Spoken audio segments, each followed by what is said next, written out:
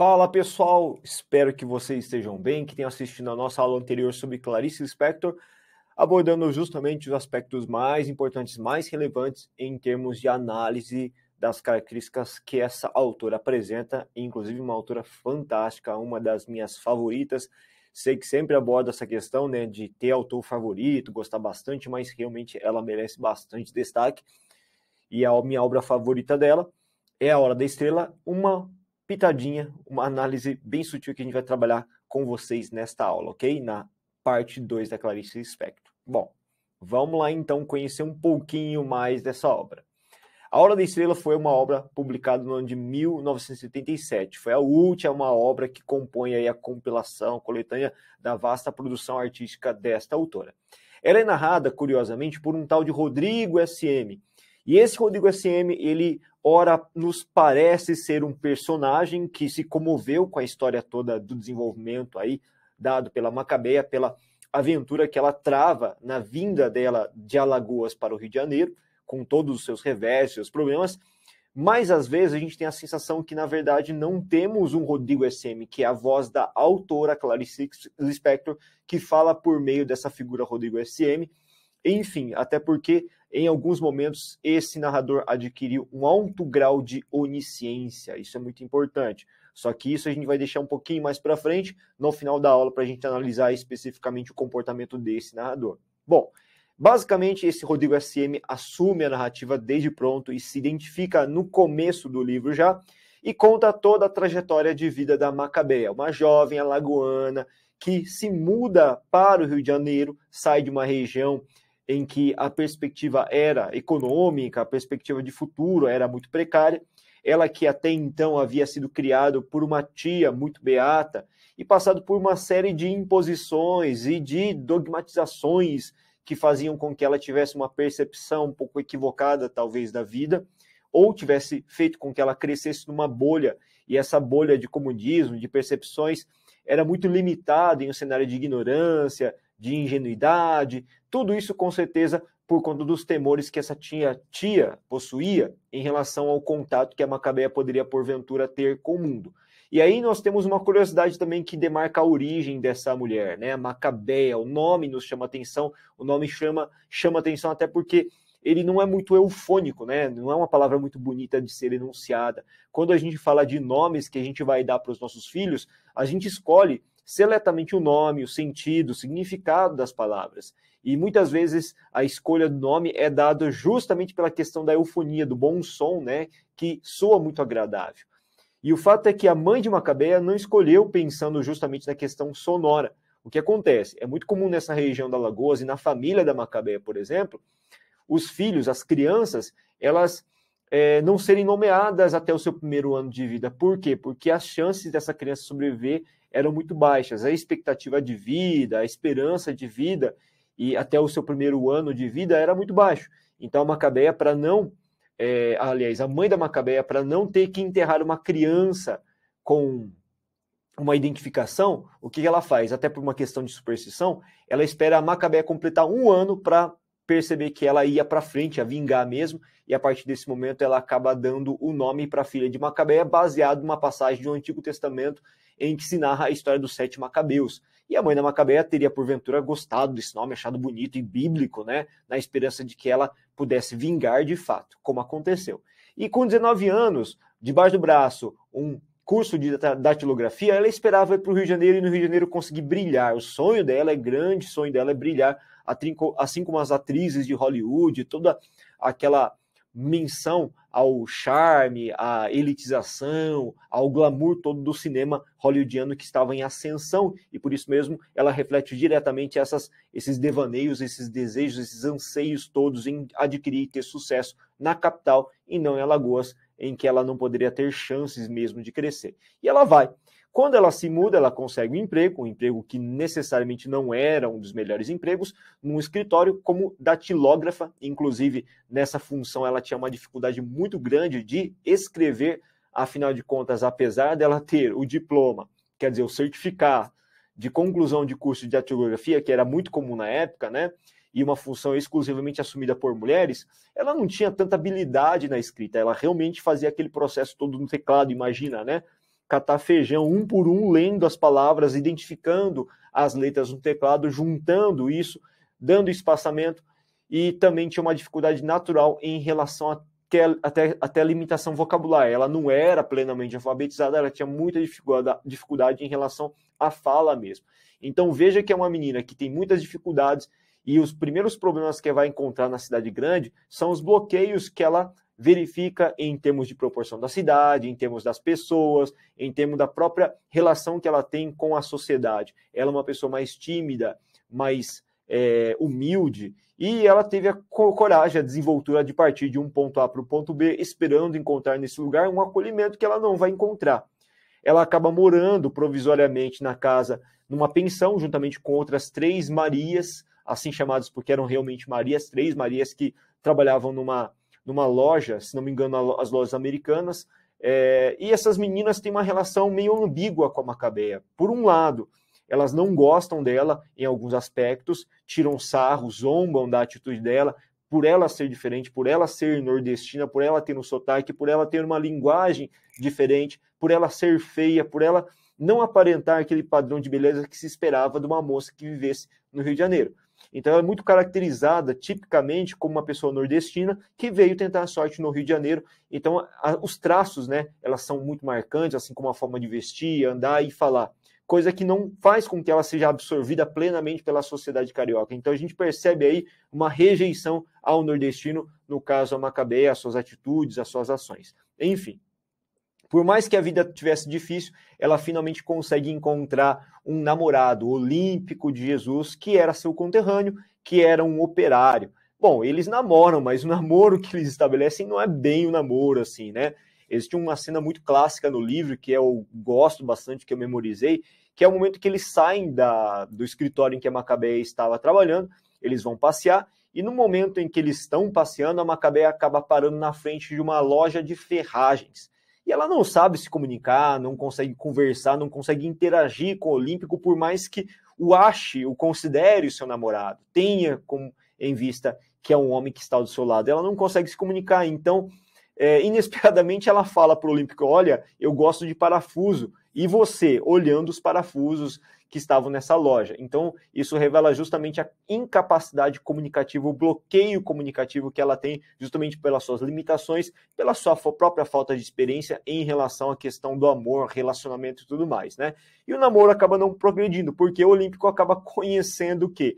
Uma colega de trabalho da Macabeia, que é a Glória. A Glória, ela sintetiza aquela ideia de um carioca mais quente, mais fogosa e sedutora, que usa batom vermelho, pinta os cabelos de loiro, numa apologia, uma analogia, numa referência clara à figura da Mary Monroe, que é justamente esse estereótipo de mulher sedutora vinculado ao cinema hollywoodiano e popularizado por meio deste recurso que é o cinema.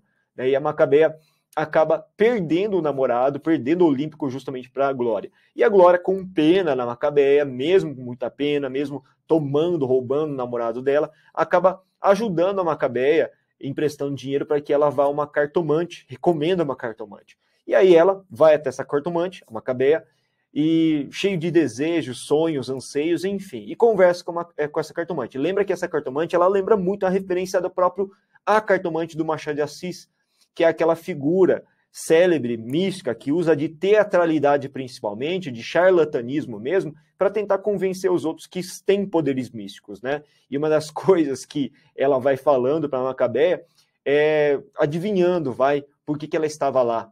Uma jovem moça, desesperada, chega numa cartomante por que motivos? Os motivos eram muito próximos, sempre muito semelhantes. Então essa cartomante tinha uma habilidade dentro do seu trabalho, da sua ótica de trabalho, da sua perspectiva, ela aprendeu muito bem a ler as pessoas e adivinhar as coisas por meio da leitura corpórea, verbal das pessoas. E ela já adivinhava que a Macabeia tinha vindo justamente por conta de um amor que não foi concretizado, por conta de a perda do amor, e a Macabeia acaba revelando sobre esse amor para a cartomante. A cartomante acaba lendo as cartas, tomando a sorte da Macabeia e declara peremptoriamente para ela, olha, o seu dia, o seu momento, a sua hora, a hora da estrela vai chegar. Calma, seu Olímpico vai voltar para você e o seu momento ainda vai chegar.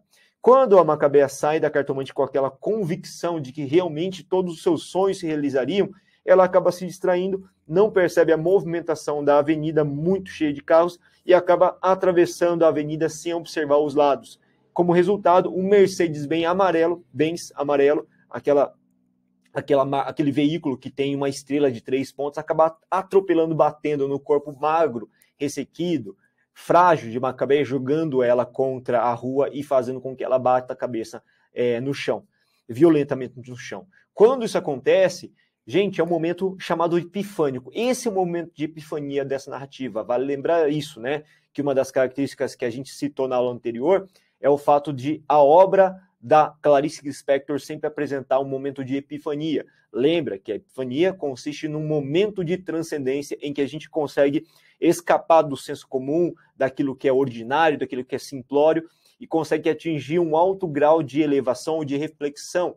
Nesse caso, a Maccabeia, quando ela consegue levantar um pouco a cabeça, ela observa que naquele momento ela estava cercado de pessoas. Então, naquele instante, meio que alucinando já por conta do seu estado moribundo, perdendo muito sangue, por conta do choque na cabeça, prestes a falecer, ela tem um insight, essa transcendência, essa epifania. Ela sorri porque naquele momento ela é alvo de protagonismo. Ela é protagonista. Ela é a dona daquele espetáculo, daquele curto intervalo de tempo, como se a previsão da cartomante tivesse funcionado. Ela observa ainda, tem tempo de verificar a estrela, justamente que é símbolo da Mercedes-Benz, aquela estrela de 3 pontas. E este momento, então, se configura como a hora da estrela, tragicamente. Olha que forte essa história, que faz uma crítica muito interessante a vários aspectos, né? Se a gente for pensar esse aspecto da crítica no final, veja que a Maccabeia, que é essa nordestina, alagoana, silenciada, invisível, ela só ganha destaque nas folhas de jornais a partir do momento, primeiras páginas, em que ela morre e atrapalha justamente o trânsito que se locomove velozmente de um lado para o outro, dentro da urbe, dentro da grande cidade do Rio de Janeiro. Bom, agora em algumas características que são pertinentes a gente colocar. Quem é, afinal de contas, esse tal de Rodrigo SM que eu coloquei uma interrogação aí? Quem que é? É um narrador-personagem, ele adquire um status de onisciência, e aí é interessante verificar o seguinte, que muita teoria literária fala que esse Rodrigo SM é, na verdade, a própria autora que assume a sua voz de onisciência a partir desse recurso de colocar uma personagem que conta uma história de um terceiro. Então é bem complicado essa análise, essa perspectiva, ou mesmo essa cogitação. O fato concreto é que a gente pode abordar o seguinte, que ele tem plena onisciência e controle da narrativa. Ele sabe tudo o que acontece na cabeça da Maccabeia, da cabeça das personagens, ele consegue esmiuçar os traumas psicológicos, os dramas pelos quais a nossa protagonista passa. Trata-se de um escritor que, inclusive, tem um detalhe interessante. Ele está aguardando a morte, e enquanto ele mesmo aguarda a morte, ele vai contando a história da Maccabeia. E, em muitos aspectos, a narrativa dele, a história dele, as digressões que ele estabelece, vão entrando em sintonia com a própria história da Maccabeia. Então existe, de uma forma ou outra, uma simpatia com o drama da Maccabeia. Ele se solidariza com o que está acontecendo. Parece que ele tem pena mesmo do que está acontecendo com a nossa personagem, com a protagonista. Mas, em alguns momentos, existe até um tom crítico, satírico, mordaz em relação à atitude dela. Porque ele não poupa adjetivos e um vocabulário extremamente pejorativo para caracterizar ela. Talvez porque ele quisesse acentuar ainda mais o drama que ela viveu, pelo fato dela ser feia, ignorante, humilde, ter uma pobreza vocabular muito grande. O fato é que a gente percebe, né, um sentimento meio que paradoxal, ambíguo por parte dele. Em alguns momentos, uma grande solidariedade, em outros momentos, uma atitude até um tanto quanto inóspita, grosseira mesmo, a respeito da Maccabeia, tá? Então isso é importante. Eu trouxe alguns trechos aqui que vocês podem observar. E a minha sugestão para vocês analisarem esses trechos, que são comentários do Rodrigo SM, é você dar uma pausazinha e depois continuar a leitura, ok? Eu não vou ler aqui com vocês, por conta do tempo que a gente tomaria aqui, mas vocês podem ler como material de referência para analisar as falas e o comportamento do narrador, beleza?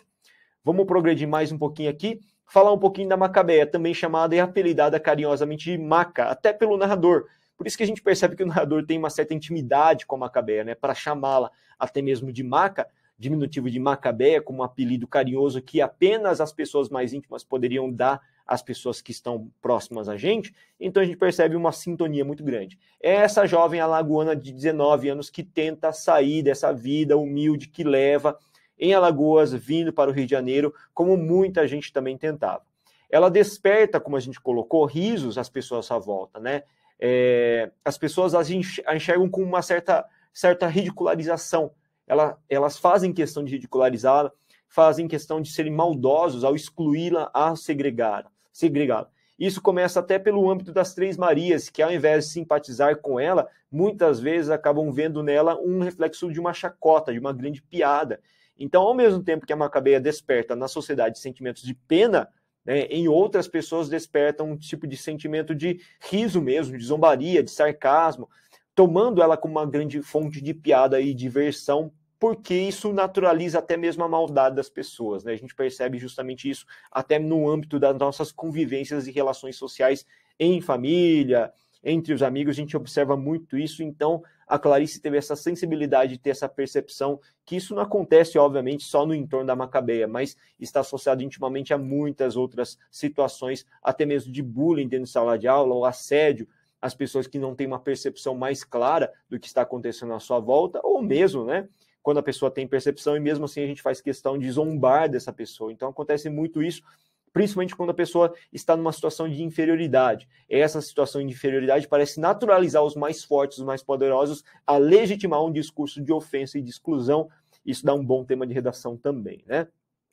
Bom, além de tudo isso, galera, essa dificuldade toda de sociabilização, porque ela não se encaixa dentro dos parâmetros adotados pelo Rio de Janeiro, pelas boas moças, pelas ditas boas moças e referências de mulheres cariocas, ela também tem um outro problema que é sofrer dessa limitação vocabular. Ela, na verdade, não quer dizer que ela não tenha um vocabulário muito amplo, simplesmente ela não sabe se comunicar. E a limitação vocabular dela nos lembra muito uma outra obra que é justamente a obra do Graciliano Ramos, que coloca a vida de uma família de retirantes que tenta também se comunicar com o ambiente, mas a linguagem é muito limitada, remontando, então, a uma redução à condição animalesca, que é Vidas Secas, que também faz isso, né? Fabiano, a Vitória, menino mais novo, mais velho, praticamente não tem um vocabulário que permite uma relação com a sociedade, beleza? Eu trouxe esse trecho para vocês lerem, né? Um trecho que descreve a Macabeia, que dá as impressões também do Rodrigo S.M. a respeito da Macabeia. Fica a dica para vocês fazerem uma pausazinha e fazerem também a leitura em relação a esse trecho, beleza? Vou passar aqui para vocês. Bom, e o Olímpico de Jesus, que é o namorado, ele também é nordestino e nesse sentido ele acaba criando uma identificação, talvez. Até por isso, né, já vi muita análise crítica falando sobre isso, a aproximação dos dois se dá muito bem no começo da relação. Essa identificação com a questão regional, identificação com o ambiente de onde eles vinham, trazendo um certo conforto e até o valor nostálgico, né, a saudade da terra natal. E ambos encontram um no outro essa questão de sanar um pouquinho do conforto que tinham. Um homem também muito ignorante, um bruto, um operário, que não consegue estipular uma relação afetuosa. A relação que ele estabelece com a Macabeia é uma relação um pouco violenta, agressiva, que assedia a própria ignorância, a ingenuidade da Macabeia. Então a gente percebe aquele tipo estereótipo do macho mesmo, daquele indivíduo que é o homem da relação, que determina que qualquer tipo de frase afetuosa seria uma forma de tirar a minha masculinidade. Então ele trata com brutalidade, com agressividade, não sabe também ter uma conduta mais adequada por conta do seu vocabulário limitado. E aqui a gente tem na sequência a Glória. Quem é a Glória mesmo? Vai lembrar, é a típica carioca da gema, a mulher que pinta os cabelos de louro, que tem as raízes marcadamente escuras porque ela pinta de louro, usa um batom vermelho muito forte, trajes e vestimentas semelhantes aqui a Marilyn Monroe vai utilizar também, e ela é a figura sedutora que acaba atraindo a atenção do Olímpico e acaba promovendo também uma cisão entre o casal. Direto, a Macabeia gostaria de ser como a referência citada da Glória, né? Até o nome também traduz um pouquinho dessa situação de Glória como sendo o status mais elevado, enfim. Ela é a figura que se espelha na Marilyn Monroe e ela também é a figura que parece causar um certo ar de admiração na Macabeia, né?